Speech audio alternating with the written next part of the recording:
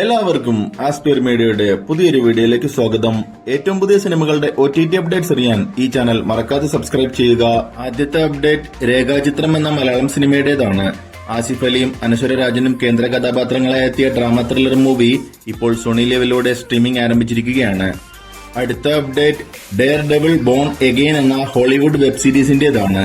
Super hero action crime കാറ്റഗറിയിൽപ്പെട്ട ഈ ഒരു സീരീസ് ഇപ്പോൾ ജിയോ ഹോട്ട്സ്റ്റാറിലൂടെ സ്ട്രീമിംഗ് ആരംഭിച്ചിരിക്കുകയാണ്.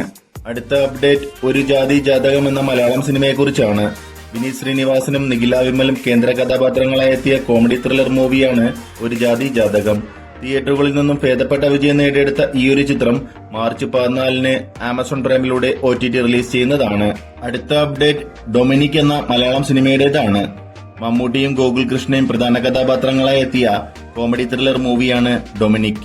തിയേറ്ററുകളിൽ നിന്നും ആവറേജ് വിജയം നേടിയെടുത്ത ഈ ഒരു ചിത്രം മാർച്ച് 7 ആമസോൺ പ്രൈം വഴി OTT റിലീസ് ചെയ്യുന്നതാണ്. അടുത്ത update the secret of woman എന്ന മലയാളം സിനിമയുടേതാണ്.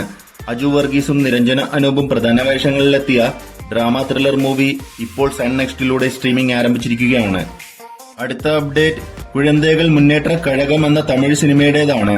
യോഗി ബാബു പ്രധാന കഥാപാത്രമായി എത്തിയ പൊളിറ്റിക്കൽ ഡ്രാമ മൂവി ഇപ്പോൾ ആഹാ തമിഴിലൂടെ സ്ട്രീമിംഗ് ആരംഭിച്ചിരിക്കുകയാണ്.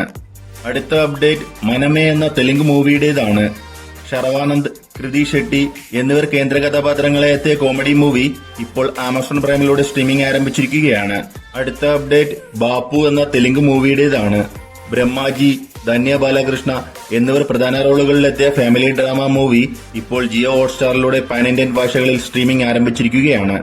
അപ്പോൾ ഇതുപോലത്തെ സിനിമാ വാർത്തകൾക്കും OTT അപ്ഡേറ്റ്സിനുമായി ഈ ചാനൽ മറക്കാതെ സബ്സ്ക്രൈബ് ചെയ്യുക.